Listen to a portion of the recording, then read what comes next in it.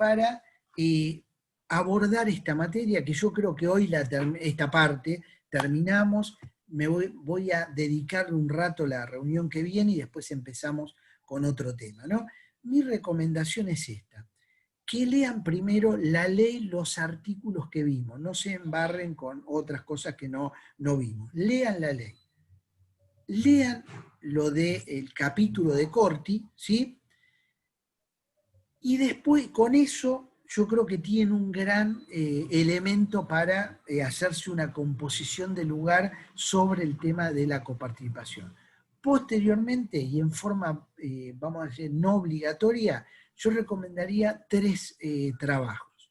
Uno que es de José Casás, el profesor José Casás, que se llama El laberinto de la coparticipación. En ese artículo lo que van a ver ustedes es la evolución de lo que vamos a ver en un ratito, ¿sí? ¿Cuáles fueron los hitos para que la ley de coparticipación, que parecía tan clara, junto con la Constitución, se fue deformando hasta dar otra arquitectura, para llamarlo de alguna manera?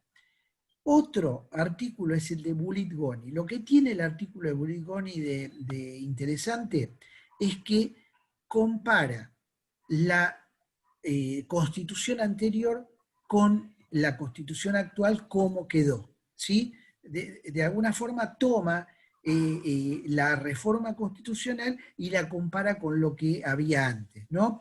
Y de alguna manera es un artículo crítico, pero muy profundo, donde señala algunas cosas. Una de esas cosas es no confundir federalismo con descentralización.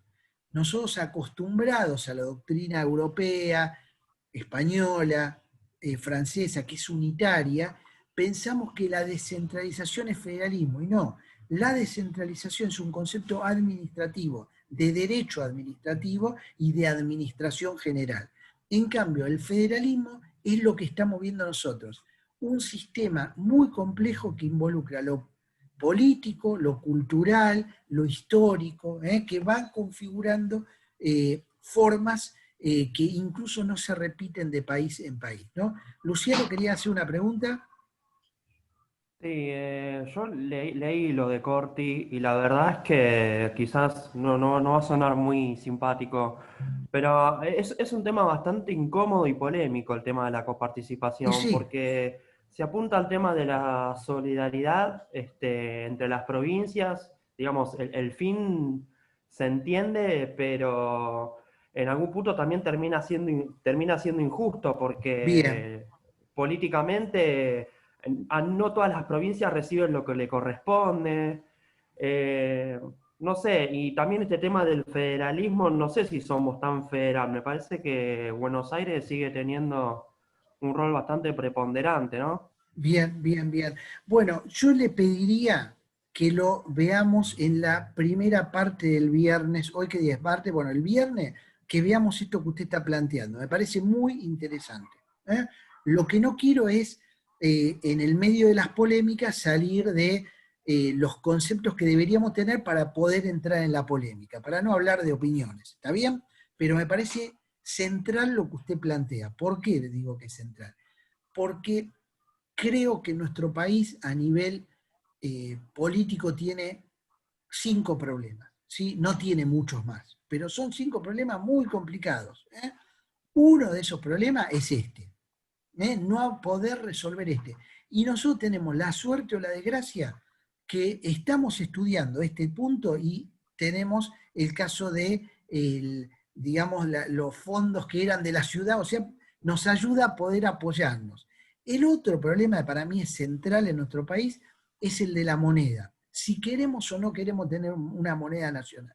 Bueno, eso lo vamos a ver en la segunda parte. Ven que son temas que son claves, ¿no? Si nosotros no podemos resolver el federalismo, y si queremos o no queremos tener moneda y queremos tener el dólar, es muy difícil salir de cualquier lado. Entonces, me parece interesante que estos temas que hoy están en el debate absoluto, los tengamos justo que estamos con la materia. Y el tercer tema, que no es importante, pero justo es hoy, es el presupuesto, que vamos a empezar el viernes también, ¿no?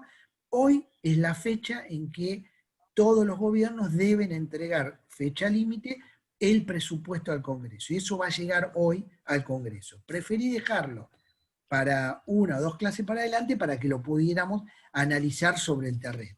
O sea, aprovechar lo que nos va pasando para que nos ayude didácticamente en este derrotero que tenemos justo de unas cuantas reuniones acá a fin de año. ¿Está bien? Pero lo que usted plantea es una de las cosas centrales. Es decir, ¿cuándo es justo? ¿Cuándo es injusto? ¿Qué pasa con la provincia de Buenos Aires? ¿Qué pasa con la ciudad de Buenos Aires? Y vamos a ver algunas cositas ahora, antes de terminar la reunión de hoy. ¿Bien? Perfecto. Nosotros vimos entonces cuestiones históricas, vimos la ley de coparticipación, vimos cómo se llegó a la ley de coparticipación. Ahora mi idea es que podamos mirar el segundo gran complejo legal que va a acompañar todo esto. Ese segundo gran grupo de, esperen que pongo compartir, segundito por favor, compartir pantalla. Bien, vamos a, ahí está. ¿Ahí se ve? Sí, se debería ver. Perfecto. Bueno, ahí tenemos. No sé si empezamos, acá estamos. Esta parte la vamos a llamar el derecho intrafederal o federalismo de concertación, ¿sí? Que es todo lo que vino inmediatamente después de la ley de coparticipación. Como les decía, la ley de coparticipación fue una ley para un momento determinado político y para un sistema político y un sistema económico de ese momento. Ese esquema estalló al año, más o menos. ¿De qué forma? Con el pase a retiro, por llamarlo de alguna manera, de los dos líderes que dieron por origen esto, Antonio Cafiero y Raúl Alfonsín. Ambos quedan fuera de la estructura política. Cafiero sigue siendo gobernador, pero va a estar muy condicionado por, de alguna manera, no haber llegado a ser presidente, que era el proyecto que tenía. Entonces, esos dos personajes pasan a tener menos relevancia. Sus partidos políticos también empiezan a entrar en crisis. Y tenemos económicamente una hiperinflación que continúa en dos hiperinflaciones más durante el gobierno de Menem. O sea, la estructura económica ya era otra y los que habían pactado también. Con lo cual comienza a utilizarse un sistema que ha sido de alguna manera históricamente muy utilizado en nuestro país, que es la cuestión de los pactos interprovinciales, ¿sí? Y todo eso lo vamos a ver, acá no está, pero lo vamos a ver en el preámbulo, cuando dice, no los representantes en cumplimiento de los pactos preexistentes. Todos esos pactos fueron los que dan origen y desembocan en algún momento, 30 años después, en la Constitución del 53 primero, 60 con sus, de alguna manera, con sus modificaciones. Y esto lo vamos a ver reflejado en la Constitución en algunos artículos. El artículo 5 de la garantía constitucional lo vimos, el artículo 6 de las intervenciones federales, lo han visto esto también anteriormente en otra materia, el derecho constitucional, y después la cláusula del poder residual no delegado. Las provincias retienen todo lo no delegado a la nación. Bien, este artículo se compensa con el 75, inciso 18 y 19, que le da atribuciones al Congreso para intervenir para el progreso del país en determinadas circunstancias. O sea, si bien es cierto que las provincias delegan al Congreso por las dos cláusulas del progreso, les queda esa atribución también residual de decir, bueno, hagan todo lo necesario, leyes, etcétera, para el bienestar del país. Entonces estas dos cláusulas las vamos a ver en la Constitución. Bien, el artículo 124 nuevo habla de la creación de regiones. Esto no estaba en la Constitución anterior y le da la posibilidad no solo de crear entre las provincias regiones, se empieza a hablar de nuevo en estos momentos de tipo económica, es decir, bueno, Córdoba y Santa Fe para integrarse económicamente, para ayudarse en la logística, en áreas productivas, etcétera, y a celebrar convenios internacionales.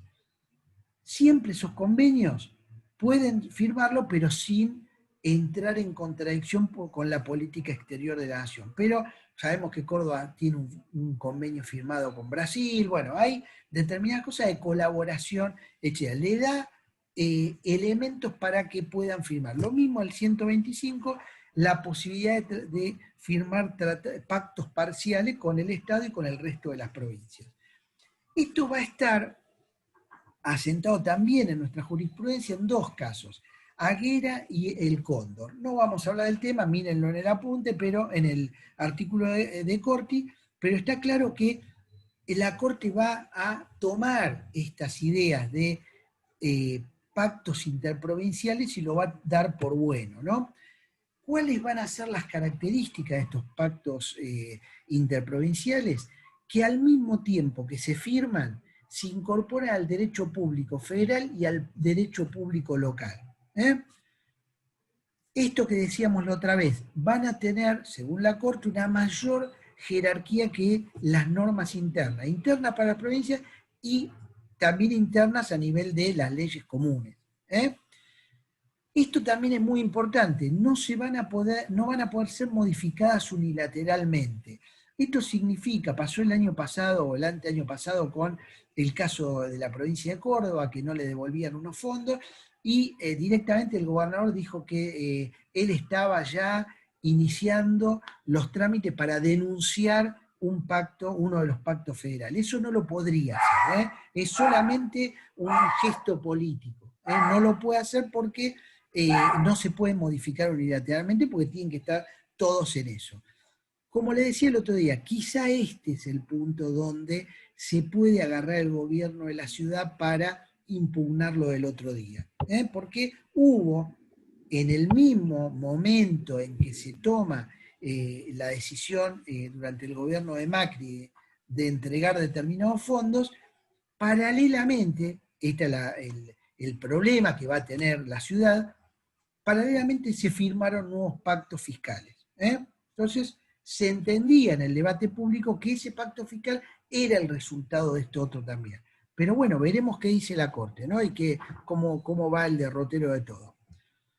Bueno, ¿qué nos vamos a encontrar? ¿Alguna duda hasta acá? ¿Comentarios? ¿Qué tipo de norma nos vamos a encontrar adentro de estas leyes intrafederales, este derecho intrafederal? Nos vamos a encontrar con algunas normas que son de aplicación inmediata.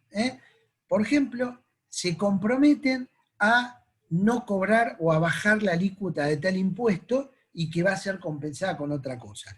Y hay otro tipo de normas que vamos a ver, o que pueden ver, que son compromisos de hacer cosas. Por ejemplo, nos vamos a encontrar compromiso de privatizar los bancos provinciales. Esas no son inmediatas, porque exige que haya una modificación dentro del derecho local de desafectar un banco que es provincial para su privatización. Luciano. Hago una consulta. ¿La Corte Sí. puede decir que es una cuestión no judiciable y se saca de encima el asunto o nada que ver?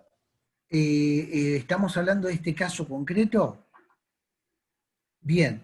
Bueno, en realidad la Corte ha dejado de tomar, de tomar ese atajo. Durante muchísimos años las cuestiones políticas fueron no judiciables y eso cada vez tiene menos espacio para la Corte. La Corte ha intervenido mucho más, incluso en el fallo, por ejemplo, Mendoza, se ha intervenido para controlar actos de gobierno, sugerir, etcétera, teniendo cuidado en decir, bueno, esto lo sugirió la Universidad de Buenos Aires, sus técnicos, demás, pero en realidad le decía, usted tiene que hacer esto, ¿no? La cuestión de los hechos políticos no judiciables es un espacio cada vez más pequeño para la Corte en nuestro país a partir del 94, ¿no?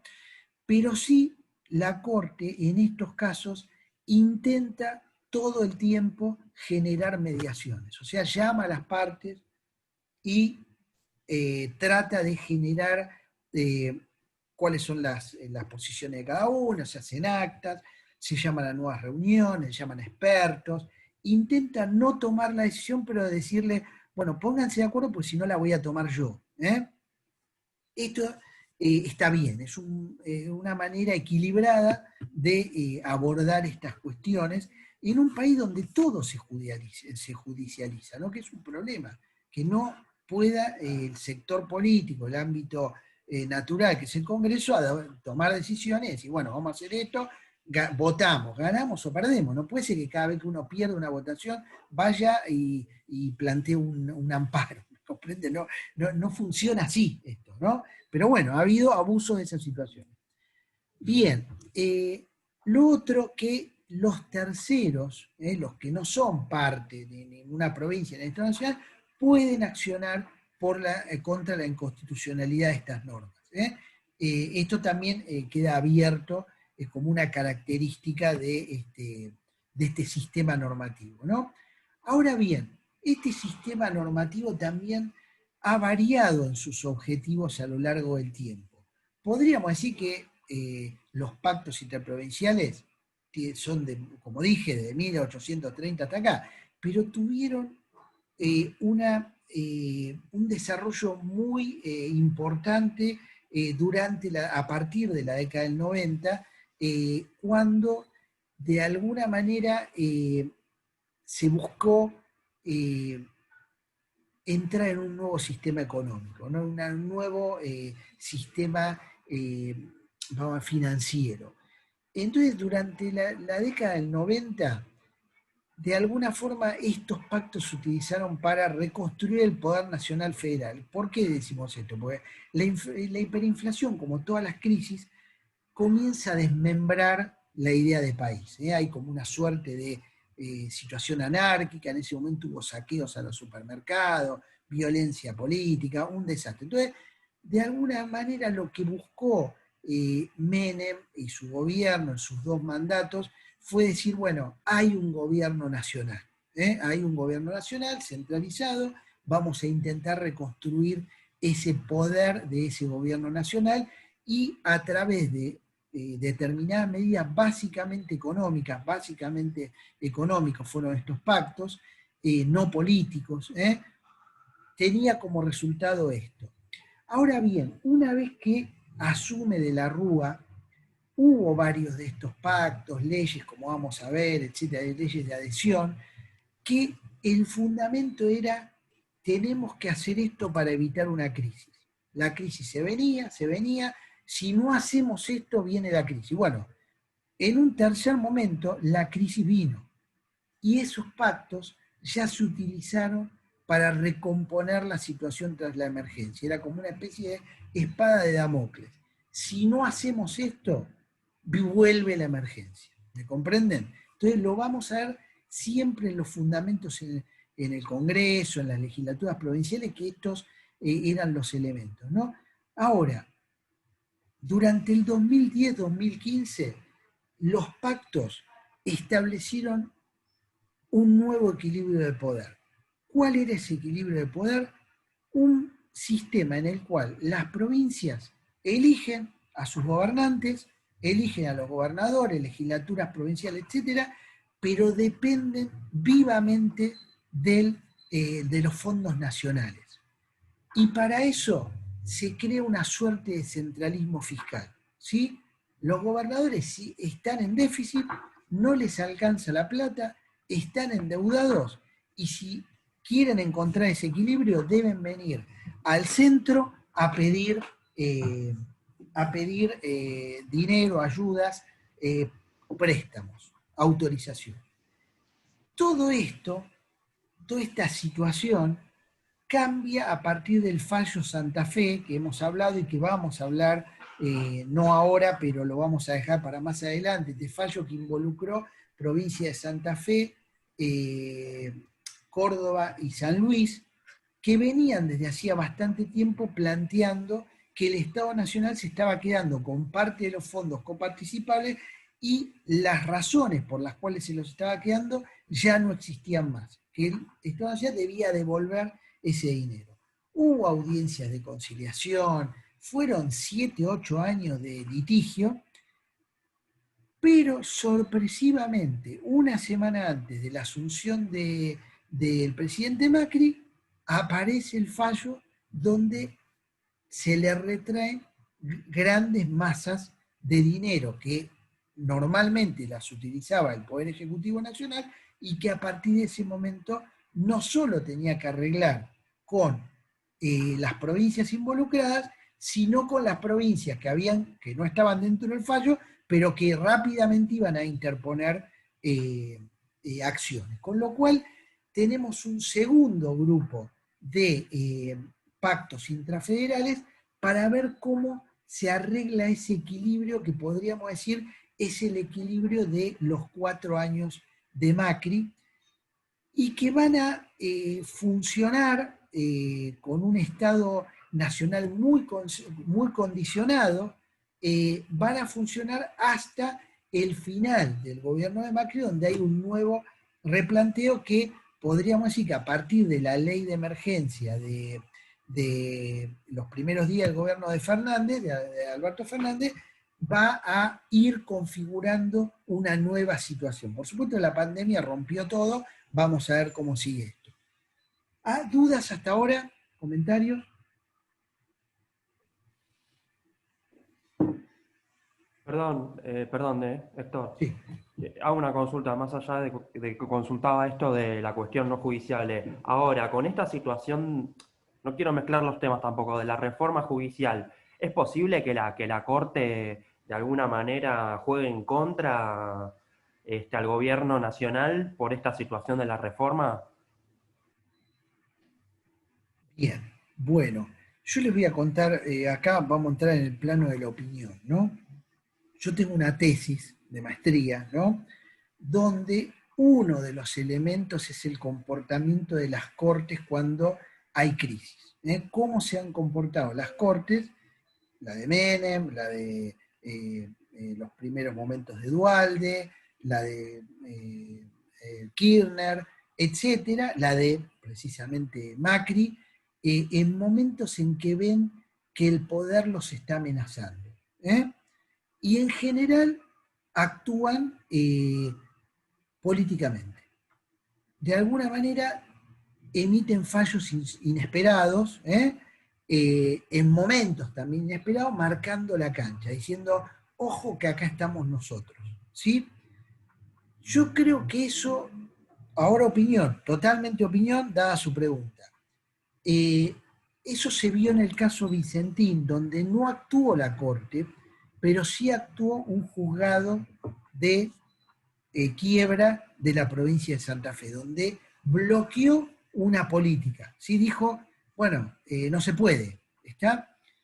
Pero también cuando fue la reforma judicial iniciada por Cristina Kirchner hace un tiempo, también hubo una inconstitucionalidad. ¿Sí? O sea que yo creo que es esperable que si no se hace una reforma más acordada, que la Corte o algún tribunal importante comience a actuar. ¿Sí? Y también, repito, esto ya es opinión, podría suceder que como una manera de bloquear ese sistema de poder, empiecen a salir fallos en contra. ¿Está? Esta sería la respuesta a su pregunta. Podría suceder.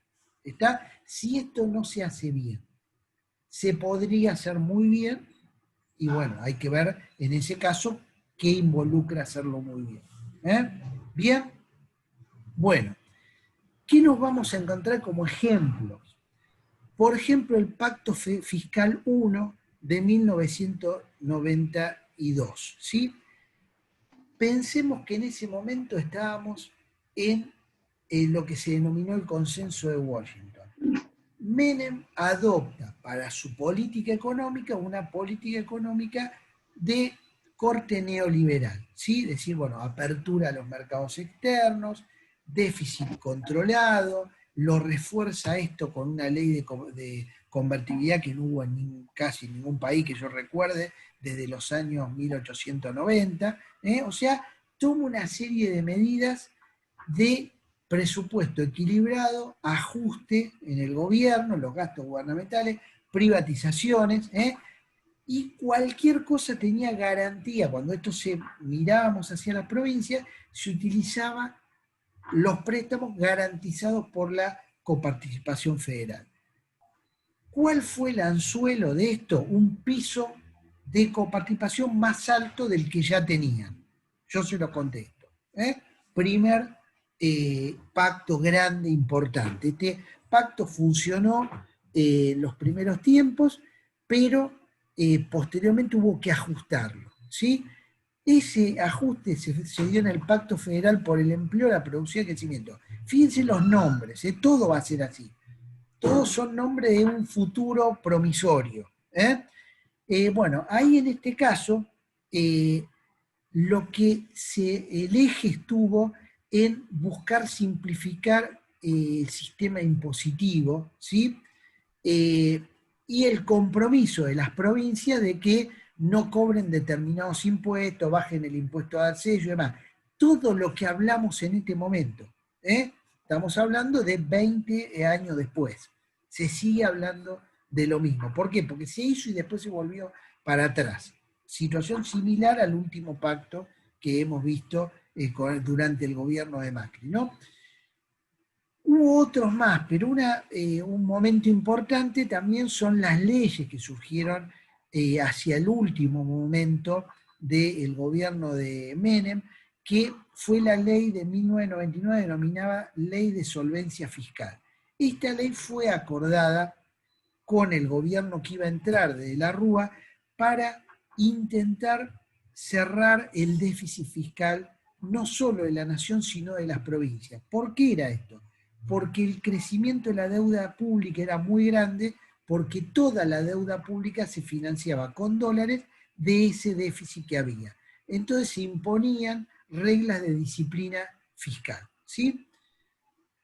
Durante el gobierno de la Rúa hay un momento donde la crisis se viene,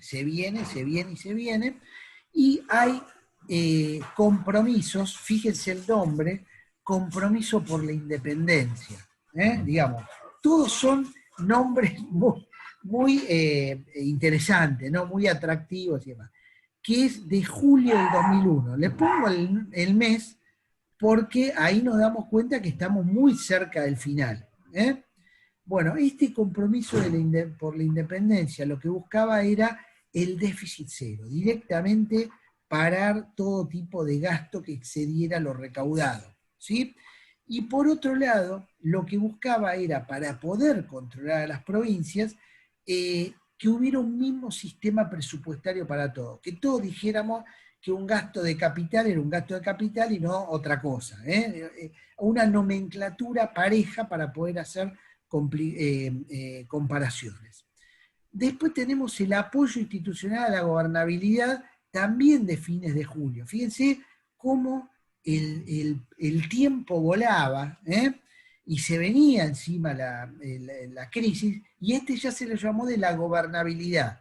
¿Por qué? Porque estábamos llegando a una situación de ingobernabilidad, ¿no? Y también tenía todo ajustes en el gasto, en el endeudamiento, en la cantidad de personas a contratar por el sector público, etc. Hay una segunda adenda al compromiso durante el año 2000, que tiene que ver con un compromiso de la ley de solvencia fiscal. Está mal puesto esto, ¿no? Y después hay un acuerdo del régimen de coparticipación del 2002 durante el gobierno de Duhalde, que involucraba el recupero de las cuasimonedas, etc. Era una forma de salir de la crisis, ¿sí? Bueno, ha habido una cantidad de leyes que se las denomina leyes federales de adhesión, porque se aprueban y después las provincias se deben adherir, ¿sí? A través de su legislatura. La más importante es la ley de responsabilidad fiscal, que lo que planteaba esta ley eran límites al endeudamiento, límites al gasto público, límites a la contratación de personal, ir achicando a lo largo del tiempo, hacer un fondo de anticíclico para el caso de tener, digamos, emergencia, poder recurrir a ese fondo. Todo esto fue suspendido a partir del año 2001 con la crisis, ¿no? Otra de las cuestiones que vamos a ver en la ley es cuestiones que tienen que ver con el contenido de las leyes de presupuesto, ¿no? Que las leyes de presupuesto tengan explícito la forma de endeudamiento que iba a ser a la baja, la forma de gasto que iba a ser a la baja, etc. Tenían que tener una presupuestación plurianual, decir, bueno, todos aquellos gastos de obras públicas grandes que llevaran más de un año, bueno, tenerlos en cuenta para el futuro.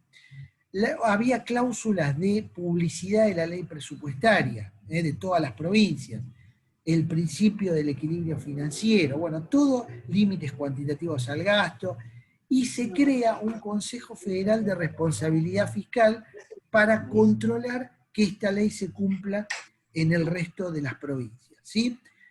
Pero ¿qué pasó con esto? Que las primeras leyes de excepción lo que hicieron fue exceptuar al gobierno nacional de cumplir con estas cosas y se le mandaba a las provincias que cumplan. O sea, yo no los cumplo, pero vos lo tenés que cumplir. Se pueden imaginar que eso no tuvo mucho éxito finalmente, ¿no?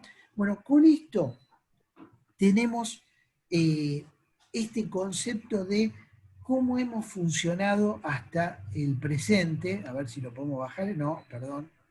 Segundo, ¿me ven? Vamos a poner un segundito.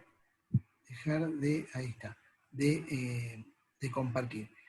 Bueno, básicamente estas leyes, a lo largo del tiempo, fueron modificando la ley de coparticipación que, como decíamos antes, tiene una distribución primaria y una distribución secundaria. Y les voy a mostrar a través de todo esto cómo quedó el esquema. ¿Ahí lo ven?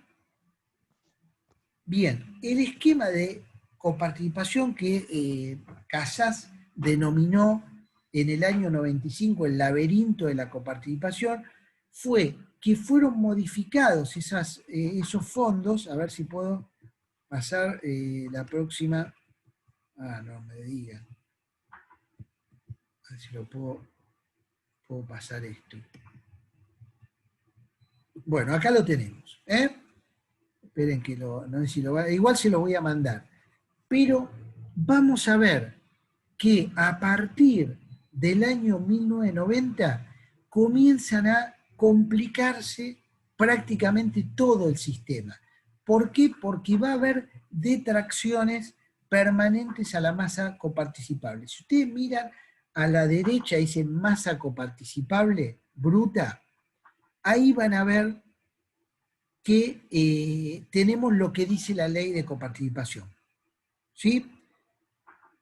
Cuando miramos hacia abajo, dice que de esa masa va a haber una detracción destinada al ANSES, ¿sí? Y otra a la seguridad social de la provincia, con lo cual la masa total empieza a desinflarse, ¿sí? Y vemos cómo se va a ir repartiendo, pero cuando vamos bajando las flechitas, vemos que todo genera una cantidad de detracciones, y si ustedes miran hacia la izquierda en negro, van a ver todos los impuestos y cómo se van a ir redistribuyendo. Lo dejo para que en el fin de semana ustedes jueguen a ver a dónde lo mandan las flechitas. Y se van a dar cuenta que todo esto son superposiciones de normas que desarmar, por eso le llama el laberinto Casas, desarmarlo lo va a hacer cada vez más complicado si no se toma una nueva ley general de coparticipación y se de alguna manera reformula todo esto. Bien, ¿dudas hasta acá? ¿Comentarios? Después yo se lo mando y podemos ver, siguiendo la flecha de cada impuesto, cómo va a ir siendo distribuido. ¿Alguna pregunta, comentario? No, yo quería decir solamente que, un comentario, ¿no? Que esto que se ve acá, que realmente es un laberinto y que claramente nos habla de un fracaso, ¿no? De la necesidad de parche sobre parche Claro, son parches. y, y cierto pero todo arranca probablemente de un comienzo, ¿no? De que es si realmente es necesario que la idea de la coparticipación sea centralizada de la manera que lo es por el Estado Nacional para el posterior reparto, porque la verdad que eso es como un desincentivo a hacer las cosas bien por parte de las provincias que las hacen bien e inclusive por las provincias que las hacen mal para no hacerlas bien, porque de alguna manera eso lo tienen cubierto con la coparticipación, de alguna forma. Entonces,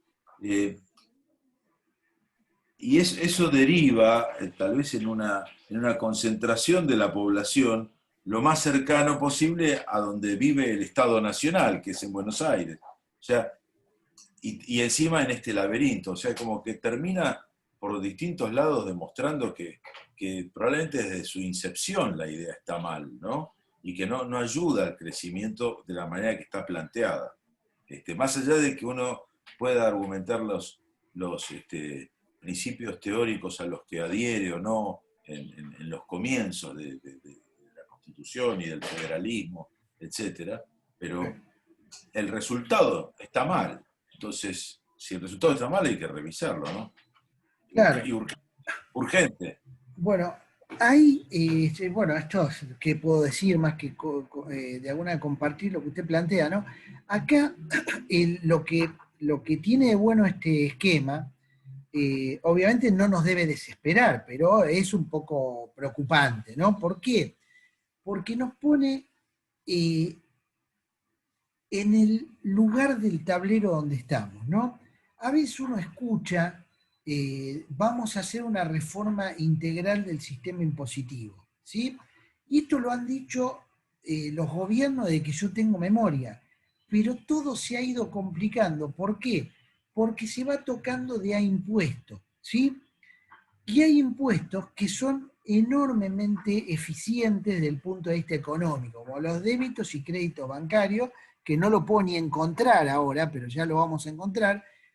Ese impuesto es un impuesto muy malo, pero es muy eficiente, porque recauda mucho y fácil.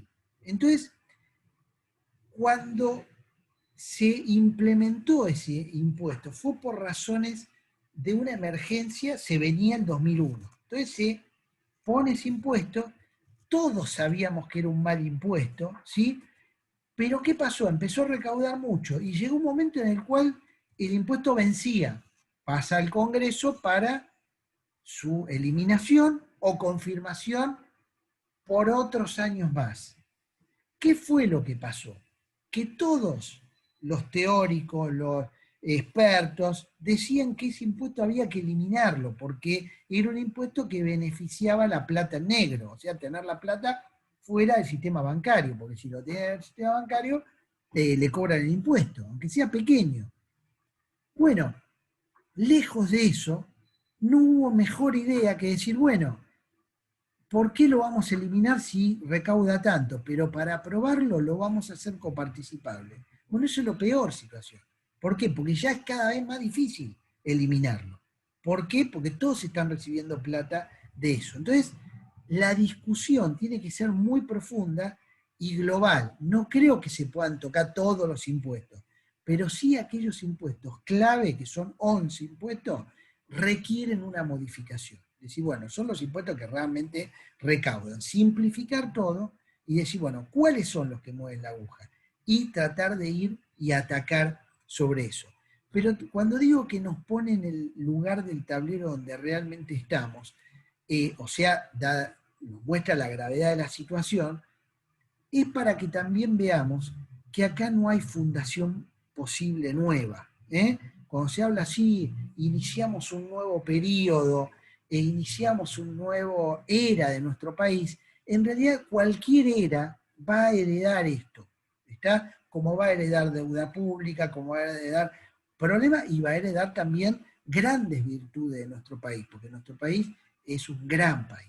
Esto también hay que decirlo, como leímos el otro día de Sarmiento, la capacitación de su gente, los recursos humanos, los 20 climas, etc. Todo eso es un activo, ¿sí? Pero tenemos estos pasivos que son producto de nuestra propia falla, ¿está? Como ciudadanos, como políticos, etc. Entonces, quería mostrarlo porque me parece que es para tomar en cuenta que cualquier proyecto va a tener que partir de esto. No hay que poder decir, bueno, hoy iniciamos una Argentina 2, de cero. No hay un cero posible. Lo que hay es esto y tenemos que arreglar esto. Dejarnos de ver cuestiones imaginarias como que vamos a partir de una situación inicial como una nueva creación. Esta es la situación cero y ya está desactualizado porque con la detracción de la Ciudad de Buenos Aires este esquema no lo tiene en cuenta, ¿me comprenden? O la ley no está acá, por ejemplo, la ley de emergencia de diciembre del año pasado. Bien, con esto, ¿alguien quiere hacer algún comentario más?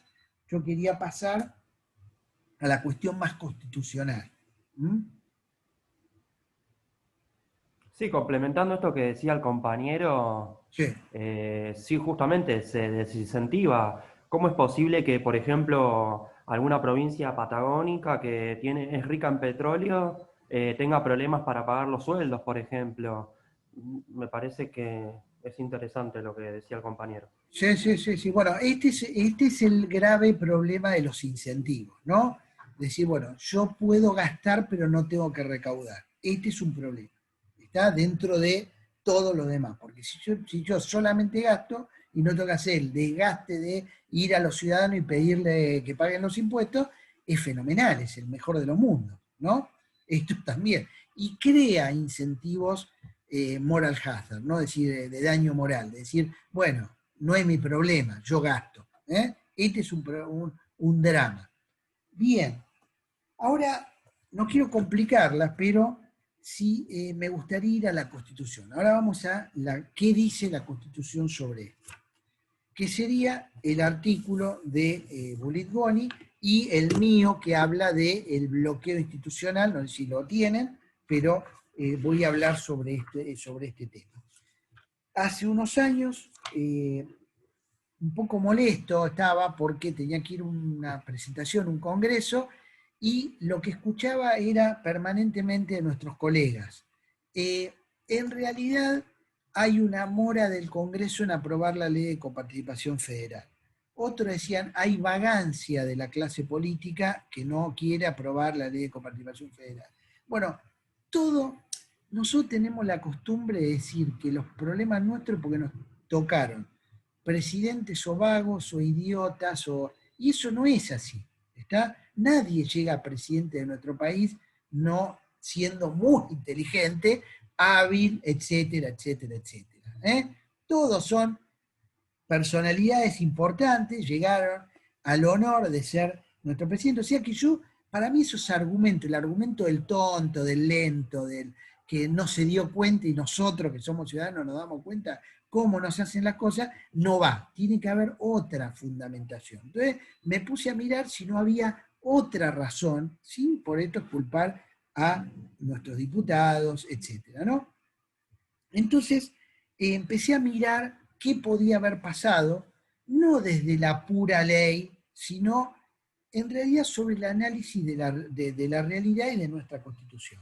Entonces, lo que hice fue tomar el artículo 75, inciso 2, que dice así: la distribución entre la nación, las provincias y la ciudad de Buenos Aires y entre estas, o sea, distribución primaria y secundaria, esto es lo que dice hasta acá, se efectuará en relación directa a las competencias, servicios y funciones de cada una de ellas, contemplando criterios objetivos de reparto. Este es un cambio muy fuerte. Por un lado, trae y hace constitucional el sistema de coparticipación, primer elemento. En segundo lugar, quita la idea de que hay porcentajes fijos y dice que la distribución va a ser según competencias, servicios y funciones. Un poco lo que planteaba Luciano recién. Si tenés petróleo, son pocos, etc., vamos a poner un criterio objetivo, por ejemplo, de cantidad de población. ¿Sí? Será equitativa. Este elemento es un principio que vamos a ver el viernes, que hace solidaria, lo que preguntó Luciano, lo vamos a ver, y dará prioridad a un objetivo de un grado equivalente de desarrollo, calidad de vida e igualdad de oportunidades en todo el territorio nacional. O sea, sujeto a un conjunto de principios. Esto es lo que plantea la nueva Constitución. Los criterios no son de un porcentaje caprichoso, sino que van a ser criterios objetivos de reparto. Ese criterio objetivo de reparto puede ser cantidad de territorio, cantidad de población, o sea, Tucumán recibiría menos que Santiago del Estero, su oponente, el gran clásico, pero como tiene más habitantes, recibiría más por tener más habitantes. Se va corrigiendo ese criterio. Y después dice equitativo. Efectivamente, muchas veces puede suceder que uno tenga mayor cantidad de habitantes, pero los pobres estén en el lugar donde tienen menos habitantes. Por lo que planteaba recién Ugarte, creo que lo decía, el tema de si tenemos toda la plata acá, todos van a venir para acá, no van a venir para el centro político. ¿Sí? Entonces, ¿cómo evitar eso? Diciendo, por ejemplo, bueno, vamos a poner una corrección para que los que tengan con necesidades bajas insatisfechas tengan cloaca, etc. Una vez que se hacen las cloacas, se revisa todo y se va para otra provincia para lograr un grado equitativo en todo el territorio. Esto es lo que plantea la Constitución y lo vamos a analizar un poco más el viernes. Ahora me quiero centrar en la cuestión de por qué no tenemos una ley de coparticipación actualmente después de tanto tiempo. Y lo enfoqué desde el punto de vista de la teoría política de un principio que se llama el actor de veto. ¿Qué es el actor de veto? Es todo actor estratégico que se necesite para cambiar el status quo o una ley. Por ejemplo, nosotros, para cambiar una ley, necesitamos la mayoría simple en la Cámara de Diputados y la mayoría simple en la Cámara de Senadores. ¿Quién es el actor de veto? Bueno, cada diputado que se necesite para aprobar esa ley. ¿Sí? Y nos vamos a encontrar con situaciones donde hay actores de veto que son internos de nuestra Constitución y hay algunos que son de afuera. Por eso son estratégicos, porque si quiero cambiar la ley, los necesito. ¿Está bien hasta ahora? ¿Dudas? Bueno,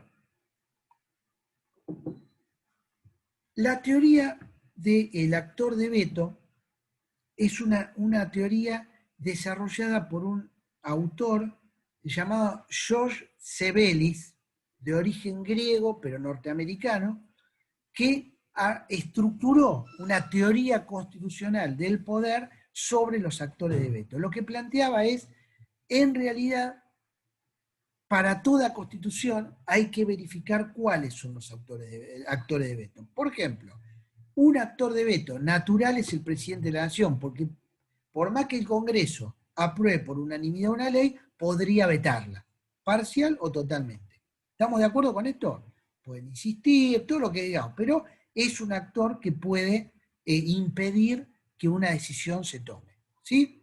Así como el Congreso, cada vez que el Poder Ejecutivo le manda una ley, podría oponerse a esa ley. Entonces el Congreso es naturalmente un actor de veto de ese sistema político. La Corte Suprema lo es, porque podría declarar inconstitucional una ley. Por ejemplo, lo que acabamos de decir en la reforma judicial. Hacer una reforma judicial sin los jueces y la Corte Suprema es muy difícil, porque el actor de veto principal son ellos mismos, incluso estaría mal, porque ellos se juzgan a sí mismos. Pero desde el punto de vista del poder es así, ¿me comprenden? Tienen la potestad de hacerlo. ¿Dudas hasta acá? Bueno, este autor, Sebelius, George Sebelius, quiere hablar a alguien. ¿Sí? ¿Cómo se escribe el apellido? Perdón. T-S B larga Sebelius. Bien griegos. No cabe duda. Bueno, él va a plantear una serie de principios, ¿sí? Uno de esos principios que yo voy a utilizar en ese artículo que les mandé, o lo deben tener, dice que una ley o el status quo, dice él, porque habla de una situación un poco más amplia, es más difícil de cambiar cuanto más actores de veto existan. Yo lo que tengo que tomar es, quiero cambiar algo, tengo que listar la cantidad de actores de veto y ver cómo hago para convencerlos. Porque con uno solo que no convenza, ese statu quo no lo puedo cambiar. Entonces yo tomé la ley de coparticipación federal en nuestro país y dije, ¿cuántos actores de veto tenemos acá? ¿No será por eso que no podemos tener la ley? Y bueno, empecé a mirar, ¿sí? Y vemos, dice el cuarto párrafo de esa ley. La ley convenio tendrá como cámara de origen el Senado, primer actor de veto. ¿Está? Ya tenemos uno. Y deberá ser sancionada con la mayoría absoluta de la totalidad de los miembros de cada cámara. Tenemos 2 actores de veto más, que son las mayorías agravadas. No es cualquier mayoría, ¿sí? Ni reglamentada. O sea, una cosa muy loca. No podría reglamentarse la ley y será aprobada por las provincias. O sea, teníamos 3 actores de veto de movida, más 24 legislaturas, ¿sí? Y no quiero contar a los gobernadores acá. Fíjense la cantidad de actores de veto que tenemos. Tenemos casi 30 actores de veto para empezar. Y ahora vamos a ver más cosas. No habrá transferencia de competencias, servicios o funciones sin la respectiva asignación de recursos, caso la Policía Federal en la provincia de Buenos Aires, o el subte, aprobada por ley del Congreso cuando correspondiere y por la provincia interesada o la ciudad de Buenos Aires en su caso. Bien, seguimos sumando problemas. Esperen, ¿eh? Bien. Vamos a la cláusula transitoria al final de la Constitución. ¿Con qué nos vamos a encontrar? Nos vamos a encontrar con cláusulas transitorias. La sexta, un régimen de coparticipación conforme al inciso segundo del artículo 77 y la reglamentación del organismo fiscal federal que no vimos, serán establecidos antes de la finalización del año 1996. ¿Ven? Acá tenemos una mora constitucional. La distribución de competencias, servicios y funciones vigentes a la sanción de esta reforma no podrá modificarse sin la aprobación de la provincia interesada. Escuchen esta parte, tampoco podrá modificarse en desmedro de las provincias la distribución de recursos vigentes a la sanción de esta reforma. Miren la situación. Si hay una nueva ley de coparticipación, ninguna provincia se puede ver perjudicada. ¿Está? A esto, dice, sigo un poquito, y en ambos casos hasta el dictado del mencionado régimen de coparticipación. O sea, nunca una provincia puede ser, desde el momento que se aprobó esta Constitución, tener menos de lo que tenía. La presente cláusula no afecta los reclamos administrativos o judiciales en trámite, o sea, se guardaron todo el pasado para seguir litigando. En términos originados por diferencia de distribución de competencia, Bueno, cláusula sexta. Cuando vemos este conjunto de inciso 2 final, más esta cláusula transitoria, la conclusión es que la cantidad de actores de veto es tan enorme, ¿me comprenden? Que de ninguna manera, porque esto no es matemática, podemos decir que la ley de coparticipación va a ser imposible de ser votada. Pero sí les digo que va a ser muy difícil de que sea votada. Más allá de la voluntad política de muchos. Hace un tiempo escuché a un ex jefe de gabinete, Aníbal Fernández, contando que en un momento le faltaban 2 provincias para una nueva ley y no pudieron convencerla. O sea, se avanzó hasta que 2 provincias decidieron vetar la posibilidad de la modificación. Ahora bien, ¿dudas hasta acá? ¿Comentarios? Sí, no, doctor, perdón, que sea insistente, pero Sí. Se me ocurre que es más difícil argumentar y lograr la aprobación y el consentimiento, porque inclusive los propios gobiernos provinciales tienen que dar la cara ante su pueblo, ¿no? O sea, que acepten una reducción en algo, más allá de su propia conveniencia, tienen esa dificultad ante sus propios votantes. Obviamente. Así que es muy difícil Es pedirle muy eso. difícil. Pero es muy difícil que se puedan negar a que el Estado Nacional le digan, muchachos, recauden lo que necesitan ustedes mismos, que yo voy a recaudar una pequeña parte para lo que necesito yo como nación. ¿Cómo le dice eso un gobernador? ¿Con qué cara le puede decir al Estado Nacional que eso no? Bueno, es más allá de la vergüenza, es el problema también político, ¿no? También les conviene esta situación en parte. Vamos a ser claros, el famoso La Matanza recibe tanto y la capital recibe con más o menos la misma población. Todo eso es muy difícil de explicar, ¿me comprenden? Para todos, para los que están, para los que estaban, etc. Entonces, lo que quiero manifestar con esto es que muchas veces hay bloqueos políticos. Un sindicato, la CGT, se opone a determinadas cosas y hace paro. Puede haber un bloqueo social, los movimientos piqueteros cortan toda la ciudad y obligan a los gobiernos a tomar determinadas medidas. Puede haber un bloqueo político, el partido A es necesario para aprobar tal ley y se niega.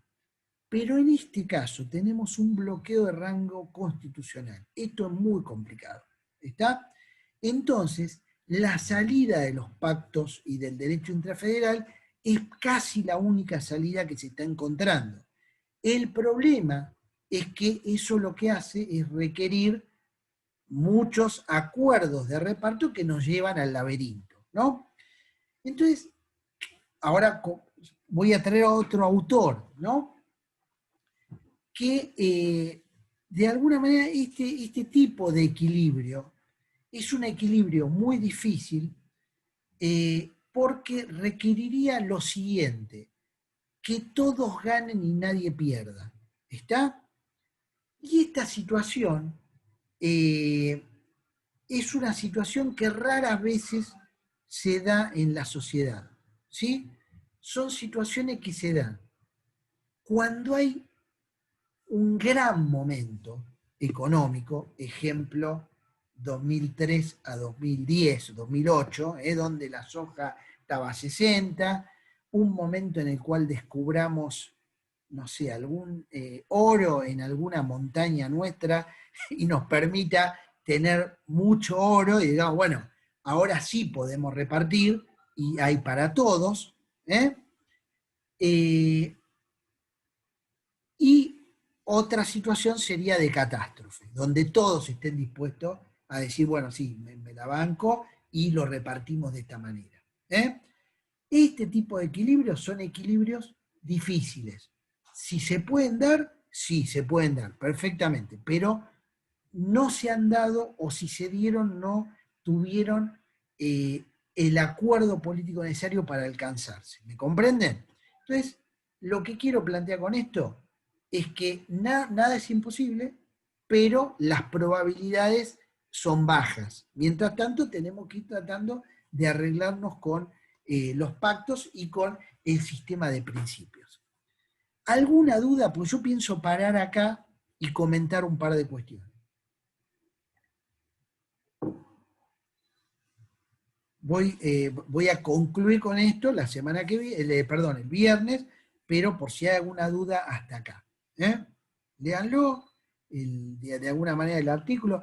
Todo esto de Casás, el artículo mío, el artículo de de Buliconi, es para leerlo rápido, ¿está? No va a ser una cuestión de preguntas finitas en un parcial, es para que se entienda el conjunto de la problemática. Ahora bien, si no hay preguntas, me gustaría concluir hoy volviendo a algunas cuestiones que hacen a la base de nuestro problema histórico, ¿no?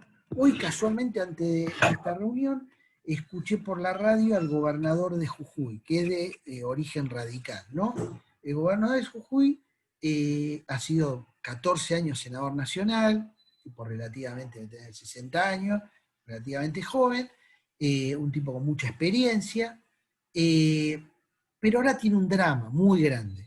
Está que, producto de los contagios del límite con Bolivia, tiene estallado todo el sistema sanitario cuando era una provincia que mejor estaba.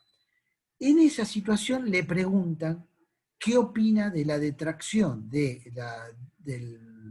ese 1% a la ciudad de Buenos Aires. Y él dice, finalmente seguimos viendo los problemas de Buenos Aires ciudad, Buenos Aires provincia, ¿sí?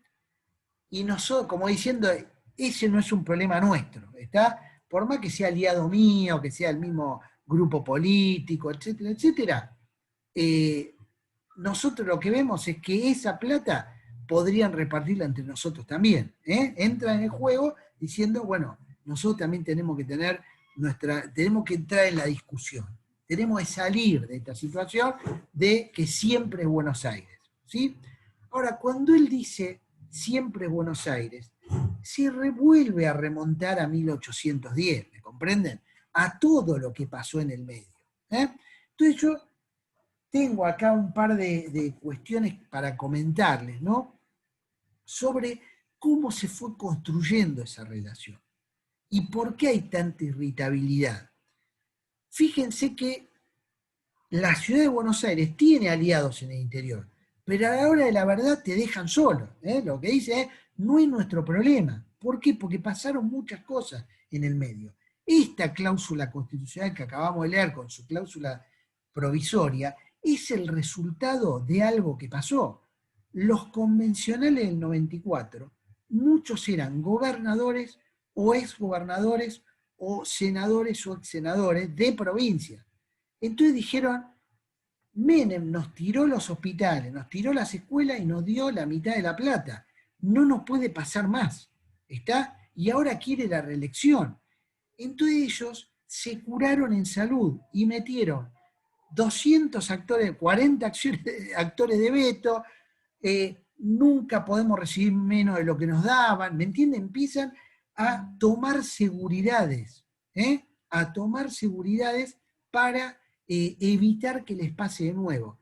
Pero tomaron tantas seguridades que al final se complicaron, nos complicaron todo, porque, como les planteaba, la ley es mucho más difícil de aprobar bajo esas seguridades. Y eso lo vamos a ver permanentemente, cómo los gobernadores van a intentar que no les saquen más plata, que les garanticen su autonomía, etc., ¿no?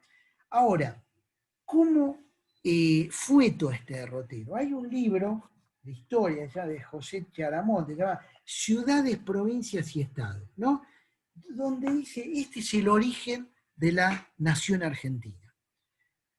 Cuando hablaban del pueblo se reunió en la Plaza de Mayo para declarar la Revolución de Mayo. Lo que va a estudiar Chiaramonte es que en realidad el pueblo no es lo que hoy entendemos por pueblo, que es la ciudadanía, todos votando. El pueblo era solo los que vivían en la ciudad, eran propietarios y tenían una renta. Todo lo demás que estaba en la campaña lo arreglaba el juez de paz, lo que decía Sarmiento, el capitán de campaña, y punto. No tenía ninguna representatividad. Entonces, ese pueblo era el representante de esas ciudades. Y hay un par de citas muy interesantes, ¿no? Que es de la Gaceta de Buenos Aires de Mariano Moreno. Dice, una nación no es más que la reunión de muchos pueblos y provincias sujetas a un mismo gobierno central y a unas mismas leyes. es una reunión de tipos que están dando vuelta por ahí en esas ciudades. ¿Y de dónde saca esto Mariano Moreno? Lo saca de un autor francés de la Revolución Francesa llamado Sieyès, ¿no? Que de alguna manera él definía la nación, decía, ¿qué es una nación? Es un cuerpo de asociados que viven bajo una ley común y están representados por una misma legislatura. Lo que unía al pueblo era la legislatura, en la concepción de uno de los principales ideólogos de la Revolución Francesa, que los nuestros seguían devotamente, ¿me comprenden? Lo seguían fanáticamente. Entonces nos vamos a encontrar con que nuestra Constitución, como país, tuvo esa idea de juntar pueblos autónomos con sus representantes y cada uno iba a representar a ese pueblo, ¿sí? Y los derechos de ese pueblo, de esa unidad territorial. Hay una carta, ustedes recordarán de la secundaria, se hace la Revolución de Mayo y se manda una expedición armada al norte para convencer a las provincias que se sumen, ¿sí? A los diferentes pueblos que se sumen. Y esa tropa estaba a cargo de Juan José Castelli, llamado la lengua de la revolución, el orador de la revolución, ¿sí? Y Ortiz de Ocampo, el general Ortiz de Ocampo, que tiene sus calles por acá, ¿no? Dice, le manda una nota a sus conciudadanos. En este instante, dice, hermanos y compatriotas, pisáis ya el terreno que divide a vuestra amada patria de la ciudad de Córdoba. Tened presente que vuestra patria, vuestra amada patria, Buenos Aires, los está observando. Esta idea, ¿sí? La vamos a ver en Mariano Moreno, vamos a ver que la patria es la ciudad, ¿me comprenden? Por eso cuando nosotros nos remontamos y hacemos teoría jurídica, histórica y demás, sobre la nación argentina, nadie hablaba de la nación argentina hasta mucho después, ¿me comprenden? Y esto es el resultado, tuvo como resultado esa sospecha permanente que hay entre Buenos Aires y el interior. Complicado una vez que ya hay dos Buenos Aires, a falta de uno, ahora tenemos dos, la capital y la provincia. Y vamos a ver en el capítulo de Corti cómo él dice, bueno, hay algo que destaca al federalismo argentino de otros federalismos, ¿sí? Y lo que destaca son tres características. Si ustedes lo leen, lo van a ver, ¿no? Una característica es la diferencia de desarrollo entre el centro de Buenos Aires hasta Mendoza del resto, ¿sí? Y dice que hay tres realidades. Una realidad en el sur, un desierto frío pero con petróleo, un emirato árabe, digamos, frío, sin calor, el centro más desarrollado, integrado al comercio mundial, y el norte más populoso, histórico, donde están las raíces de nuestro país, empobrecido, sin desarrollo, sin recursos, etcétera, etcétera. Un segundo elemento es el grado de desarrollo político. En algunos lugares hay familias que son la dueña de la provincia. No vamos a dar nombre, para no ofender, pero sabemos que si no está el tío en un partido, el sobrino está en el otro, o el hijo, y siempre van a estar esas oligarquías provinciales, si no es la misma directamente al mando. No hay un desarrollo de la democracia interna dentro de esas provincias, está desparejo eso. La Corte Suprema responde al gobernador, todo lo que sabemos. ¿Bien? Esta es la segunda característica. La tercera característica, hay algo, una cosa que se llama provincia de Buenos Aires, ¿sí? Que tiene un desequilibrio bestial con respecto al resto. Tiene el 40% de la población, tiene a los pobres, tiene a los ricos, tiene al 40-39% del Producto Bruto Interno, tuvo a Rosas, ¿me comprenden? Tiene el puerto. Bueno, todo eso hace que sea muy desparejo la vinculación y que ese actor político siempre tenga algún tipo de desarrollo e influencia sobre el conjunto. Hasta Duhalde, nunca realmente la provincia de Buenos Aires había llegado al poder. Y sabemos que Duhalde llega después de una situación muy compleja. No es que es electo, él pierde la elección, pero después llega, pero es el primero que llega con saqueos detrás, violencia política, etc. Y dice, bueno, él dice, yo quería que sea Rodríguez Sá, pero renunció, entonces me tuve que hacer cargo porque me lo pidieron. ¿Me comprenden? Pero ahí es cuando todo ese equipo político influye. Nunca como en la época de Rosas, que ahí tenemos también el origen, gran parte del origen de esa desproporción entre Buenos Aires y el resto. Y para terminar, les voy a leer un párrafo de un libro de Lucio B. Mansilla. Lucio B. o también tiene calles, Lucio B. Mansilla, que llama, muy simpático, los 7 platos de arroz con leche. De arroz con leche. Lucio B. Mansilla era sobrino preferido de Rosas. Él es el hijo del general que logra repeler a los barcos franceses e ingleses que intentaron entrar por el Río de la Plata.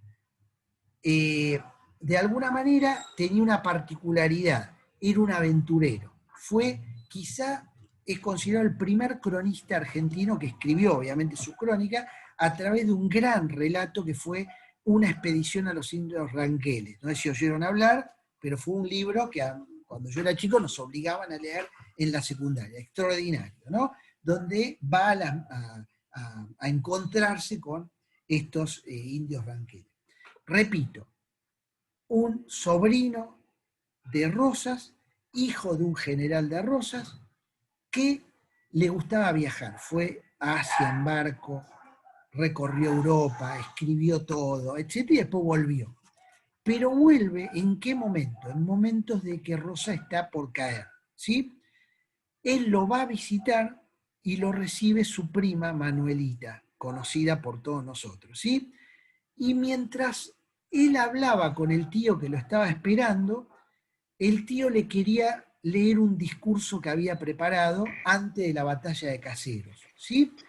Y mientras le lee el largo discurso que él relata en este libro, la prima le va trayendo arroz con leche. Y el libro se llama 7 platos de arroz con leche porque se come 7 platos. ¿Me comprenden? Entonces, en ese marco, él va a dar una definición para mí muy impresionante de la situación. ¿Sí? Lucio de Mansilla fue senador nacional, diputado, etcétera, integrado a la generación del 80. Deja digamos, sus lazos familiares y va hacia ahí. Dice, Manuelita, su hija, era casta y buena. Bueno, y lo mejor de Buenos Aires la rodeaba, por adhesión o por miedo, por lo que se quiera. Inclusive el doctor Vélez Arfiel, lo odia Vélez Arfiel, que ya hemos visto rendido a sus pies, vuelto de la emigración, como tantos otros, que o desesperaban o estaban el poder personal responsable y que todo lo avasallaba. No tengo por qué callarlo y no lo callaré. El gobierno de Rosa fue estéril, el sobrino, y no pudo ser partidario suyo, como es uno partidario teóricamente en presencia de personajes históricos que pueden llamarse Sila o el emperador Augusto. El gobierno, escuchen esto, no sirve más que para 3 cosas, dice Lucio del Mansilla. No se ha descubierto para qué otra cosa más. Sirve para hacer feliz a una familia, la de un partido o la felicidad de la patria. Rosas no hizo nada de eso, dice el sobrino. Y no solo no lo hizo, sino que se dejó derrocar por uno de sus tenientes, Urquiza, ¿no? Que le arrebató una gloria fácil que él habría podido alcanzar constituyendo el país, una constitución. Sin el auxilio del extranjero, como hizo Rosa, diría él, haciendo posible quizá que se olvidaran sus torpezas y la realización de la única idea trascendental que a mi juicio vagaba en la cabeza de Rosa: reconstruir el virreinato, ensanchando los límites materiales de la República actual. yo creo que en ningún lugar encontré una mejor definición de cuál era el proyecto que estaba en la cabeza de Rosas. Rosas lo que quería era que reconstruya el virreinato, que lo que hoy es Bolivia venga para acá, Paraguay para acá, Uruguay, y su tiempo lo dedicó, por ejemplo, a esas cosas. Nunca reconoció como representante de las relaciones exteriores de nuestro país a la República del Paraguay. Se negaba. ¿Está? Con Uruguay sabemos que tenía toda una tropa atendiendo el sitio de Montevideo. Jugaba a ver si podía traccionar para acá a Uruguay. Esa idea de reconstrucción del virreinato es quizá la cuestión que lo complicó y le impidió y le retrasó la constitución del país. ¿Está? Y en ese proyecto, como sabemos, es donde fracasa. Leo esto porque me parece algo equilibrado de lo que fue todo ese tiempo y lo que fue la provincia de Buenos Aires. La provincia de Buenos Aires se convirtió en un polo de atracción por la fuerza, por la razón, por la plata, por lo que querramos, para condicionar al resto del país, y no se hizo más que profundizarlo en ese periodo, y después, como todo lo que vengo diciendo, no es que empezamos de cero en 1853 la felicidad, no, se heredó todo eso, se heredaron esos pactos, etcétera, etcétera. Bien, con esto termino por el día de hoy. Me gustaría saber